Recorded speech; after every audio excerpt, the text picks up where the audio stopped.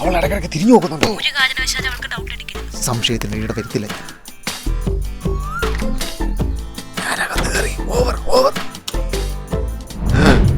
താൻ എന്താ കണ്ടെന്ന് പറ. ഞാൻ കേറി ചെന്നത് അവളുടെ വീട്ടിലേക്കല്ല, മ്യൂസിയത്തിലേക്കാ.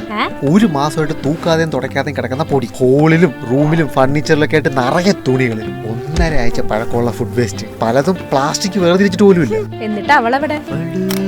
ഫോൺ സ്ക്രോൾ ചെയ്ത് അവിടെ കിടപ്പുണ്ട്. വീട് അലങ്കോലായി കിടക്കുന്നത് കൊണ്ടാണ് നമ്മൾ അവളുടെ വീട്ടിലോട്ട് ചെല്ലട്ടേന്ന് ചോദിക്കുമ്പോൾ വേണ്ടാന്ന് പറയുന്നത്. എന്നിട്ടെന്താ പിന്നീന്നൊരു വിളി. സുജിത്തെ, ആ ഫയൽ ഞാൻ അയച്ചിട്ടുണ്ട്. ഇനി അതിന്റെ പേരിൽ ഫോളോ ചെയ്ത് എന്റെ വീട്ടിലോട്ടൊന്നും വരണ്ട. അയ്യടാ, അവനെല്ലാം പറഞ്ഞു. ഇവിടുത്തെ പണി കഴിഞ്ഞ് വൈകുന്നേരം പോയപ്പോ എന്നെ വീടൊന്നും വൃത്തിയാക്കാൻ തോന്നില്ലെന്നേ. ഈ വൃത്തിയാക്കൽ എന്ന് പറഞ്ഞു കഴിഞ്ഞാൽ ഒരു ഹാബിറ്റാ. പണ്ട് ഞാനും നിന്നെ പോലെ ആയിരുന്നു. എല്ലാം കൂടി ഒരുമിച്ച് വൃത്തിയാക്കാന്ന് വിചാരിക്കും. പിന്നെ എന്നെ മാറ്റിയത് ഹരിതകർമ്മസേനക്കാരാ. അവര് കൃത്യമായ ഇടവേളകളിൽ വന്ന് പ്ലാസ്റ്റിക് പോലുള്ള വേസ്റ്റ് കളക്ട് ചെയ്യും. അതുകൊണ്ട് ഞാൻ വേസ്റ്റ് വയ്ക്കുന്നത് ഒരു ശീലാക്കി. ഇവിടെ സർക്കാർ സംസ്ഥാനം മൊത്തം ചിട്ടയായ പ്രവർത്തനത്തിലൂടെ വൃത്തിയാക്കുന്നു. പിന്നെയാണ് നമുക്ക് നമ്മുടെ വീട്. അന്ന് ഇവളെ ഫോളോ ചെയ്ത് വീട്ടിൽ പോയത് ബ്രഹ്മപുരത്തൂടെയാ. പക്ഷെ അവിടെ ഒന്നും തീരെ സ്മെല്ലില്ല. ഇപ്പൊ എത്ര ടൺ വേസ്റ്റ് എന്നറിയോ കേരളത്തിൽ നിന്ന് ഒഴിവാക്കിയ? പിന്നെ ചില വേസ്റ്റ് കടന്ന സ്ഥലങ്ങളിലെല്ലാം ഇപ്പൊ ടർഫും വരാൻ തുടങ്ങി. ഈ അച്ചീവ്മെന്റ്സ് എല്ലാം ലോകത്തിന് മുന്നിൽ കൊണ്ടുവരാൻ പോവാ. വൃത്തി നാഷണൽ ക്ലീൻ കേരള കോൺക്ലേവിലൂടെ. ഈ ട്രിവാൻഡ്രം കനകക്കുന്നില്ലേ, അവിടെ ഏപ്രിൽ 9 മുതൽ 13 വരെയുണ്ട്. ഞാനും എന്റെ വീട് സ്ഥലം വൃത്തിയാക്കി നടത്തുന്നുണ്ട് ഒരു കോൺക്ലേവ്. അന്ന് നിങ്ങൾ എല്ലാരും വരണം.